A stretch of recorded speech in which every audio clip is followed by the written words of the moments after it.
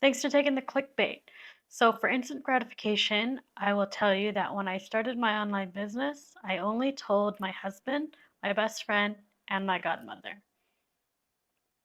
I'm going to get into why you shouldn't tell anyone. I'm going to explain why I chose the people that I chose and help you consider who you should tell anytime you have a goal.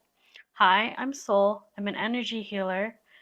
And here we do the inner work and the outer work to show up as the best versions of ourselves. So, sharing your goals in a smarter way, because sharing your goals can cause a false dopamine hit to the point where you don't take action towards your goals. This idea has been popularized by um, Dr. Andrew Huberman and more recently Dan Coe, but the major study is from Peter Gollwitzer from 2009, where their findings suggested telling someone your goals could hinder your motivation to complete the work to achieve those goals. So remember, I only told my husband, my best friend, and my godmother. Those people have a couple of things in common. They will support me no matter what. I can tell them good things, I can tell them bad things, and they will still love me. If you can love me at my worst, you get to love me at my best. And I'm one of those people like if I eat, then everybody eats. Um these people are also very supportive no matter what. Like, have you ever told someone you got an A or you got in a promotion and they kind of like said something negative or like they side-eyed you and were like, finally? It's like you don't need that negativity around your positive moment in life.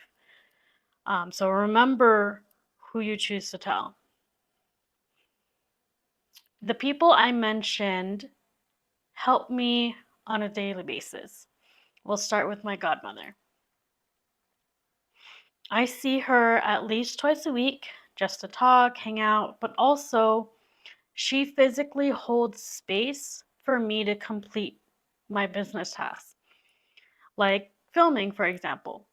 If you go to my Instagram right now, you'll see two different kitchens because I film in my kitchen and I also filmed in her kitchen.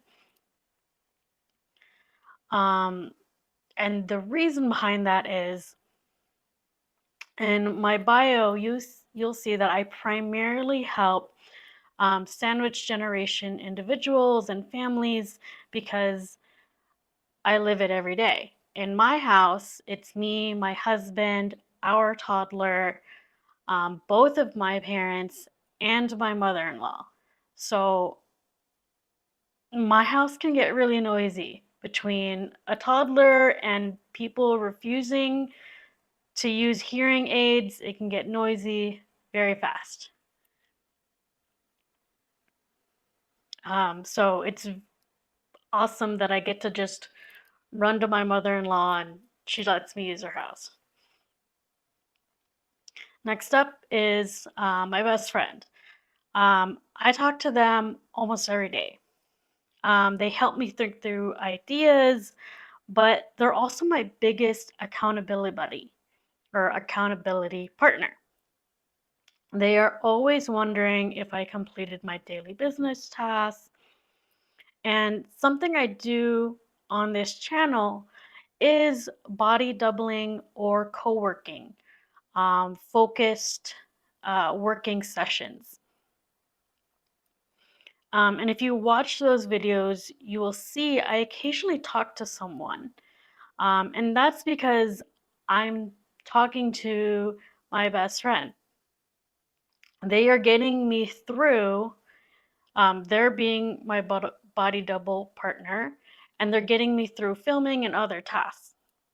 And for anybody with criticisms around body doubling, co working, having accountability partners, just remember that billionaires, millionaires, they have assistants. So just because we don't necessarily have,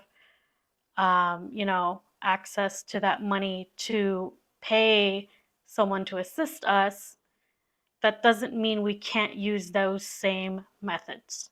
Last but not least, my husband. I told my husband because we have each other's backs. We run this household together. We understand and communicate who does what and when. For example, my husband, he runs marathons. I don't know if you know what it takes for one person to cross that finish line, but it takes a ton of prep work, unseen work in the background, um, especially if that person like has a full-time job, has a family, like getting across that finish line is it's really an endeavor. So for almost all intents and purposes, I was also running a marathon. I would eat what my husband was eating because I'm not cooking twice and I'm not giving up real estate in my fridge. I knew his schedule inside and out. Did I actually run those marathons though? No. And especially not the year that I was pregnant. That was not happening. And I also knew, part of my husband's routine was yoga. I'm not into yoga. I don't like to be a human pretzel.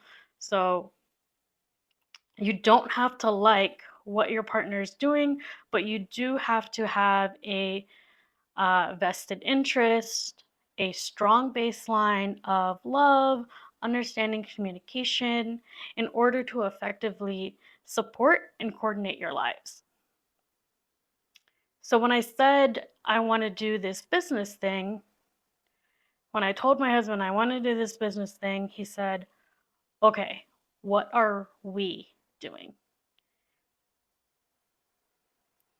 I do want to take this opportunity to point out not all of us have these types of people in our lives. I do energy healing with families who have a lot of trauma, have a lot of tension in the house. And so I do hear quite often, I can tell my wife that. Or, my partner would never listen to me. For the purpose of this video, if you're thinking about those statements to be true for yourself, we can separate the words goals and tasks. Where if you are not yet at a place to share goals, only share tasks that you will do that day or do that week or share after completing them. This allows you to coordinate and be present with your partner while avoiding confrontation or demotivation. And if you tried energy work, you should be able to see better communication in your relationships.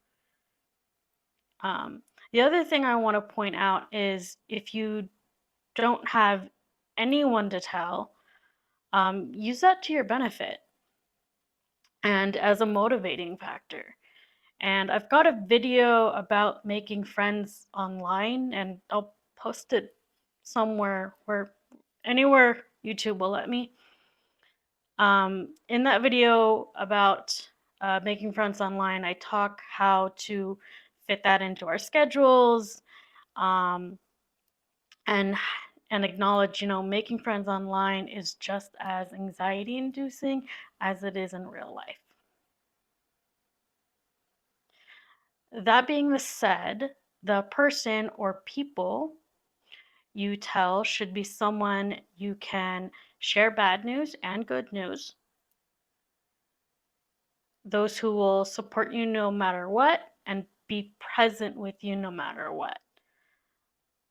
They're committed to your success just as much as you are. And there are workarounds if we can't, there are workarounds if we can't share, and we can always make friends to try and find these people. I'll see you next week for more perspectives on sandwich generation life and online business.